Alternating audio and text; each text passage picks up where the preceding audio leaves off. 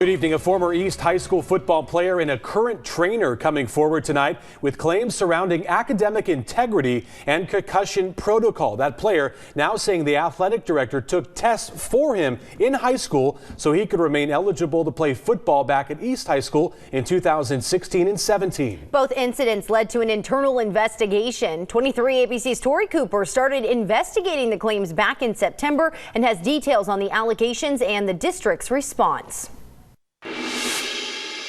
Jessica, I spoke with former East High School student athlete Jamal Sufi and the current athletic equipment trainer Billy Toledo, who are claiming that the athletic director took online tests to ensure player eligibility, didn't follow concussion protocol, and allowed players to participate in practice while they were academically ineligible. And tonight we are sharing details on the case and what the district officials have to say about it. It's meant to be a game of preparation and opportunity.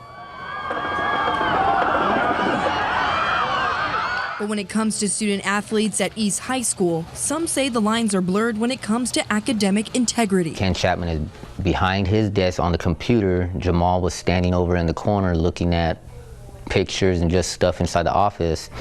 And Ken Chapman is reading test questions and he starts answering them. Athletic equipment trainer Billy Toledo says that's why he came forward with what he says he saw that day in October of last year. And then at the end, once I figured out what he was doing, he laughs, and I believe the score was a 95 out of 100, and he giggles and said, "Probably the best test score you've ever got, huh?" And he looks at me laughing too, and I was like, this guy just took a test for this young man. 18-year-old Jamal Sufi, a former varsity East High School football player, confirming athletic director Ken Chapman's involvement. So I had an online health class to take for me to be eligible for football. I take it 3 times, I fail. Ken Chapman is in the room, and I need help, so he helps me. He tries to walk me through it. I fail it again. So he sits in the seat and he takes the test for me and finishes my 3 tests so I can play football.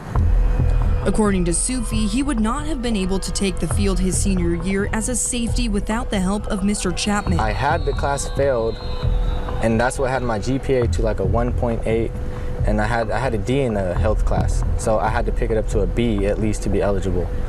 And he picked it up to a B for me, so I was eligible to play football. Even though this unofficial transcript shows how Sufi's GPA changed heading into his senior season, according to Kern High School District's internal investigation, officials did not have enough evidence to confirm or deny Sufi and Toledo's claims.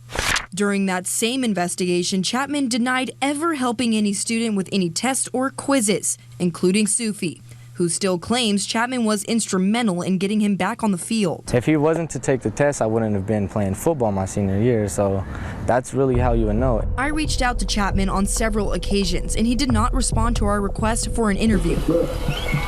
According to the documents from KHSD, Sufi is not the only academically ineligible student Chapman is accused of helping get back on the field. In 2016, a separate allegation took place regarding a different student. In 2016, Brandon Austin was one of our ineligible students that my boss Ken Chapman and Kyle Wiley, the dean at the time, wanted to be out there. He's a phenomenal athlete. They just wanted him out there on the field to be able to help us out. They wanted me to give him his gear. I refused to give him his gear because he was academically ineligible. KHSD investigators found this to be true, according to this document from their internal investigation, which states that they, quote, found conclusively that an ineligible player was given football gear and permission to practice. But while Brandon Austin was ineligible and practicing, Toledo says something else happened to Austin on the field. He became concussed while he was ineligible. And I believe that's why they didn't turn in the accident report to the district office. Toledo says he turned in this accident report after the incident at practice to the athletic office, which states Austin was running the ball and got hit hard by 2 players. But according to Toledo, this report was never formally submitted to the district office.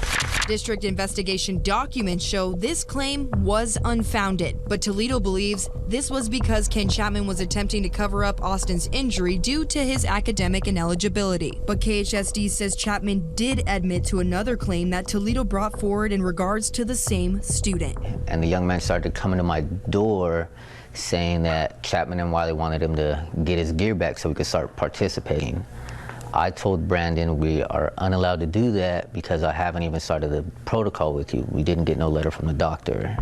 KHSD's report says in part that Mr. Chapman directed Toledo to bypass the district's concussion protocol, which requires a doctor's note to return to the field. Student athlete is not considered cleared to return to play until we get the doctor's note at the end saying he's returned to play. He's cleared to return to play. According to Stan Green of the Kern High School District, a mandatory concussion protocol training is conducted once a year for all coaches and athletic directors. Kid gets injured Friday night in a football game.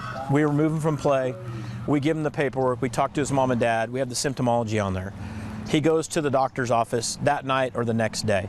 Doctor says, hey, you had a concussion. 48 hours later, Monday, he's at our school, says, here, I had a concussion. We start protocol. Green says that protocol slowly works an athlete back into normal activity, moving from light activity like walking to more strenuous activity. If the student remains symptom-free, they can join in on a non-contact practice before participating in a full contact practice. Green says there is one key step before players signed off for full activity. We signed off on all those steps. Doctor has a meeting with the kid and the parent, talks to him.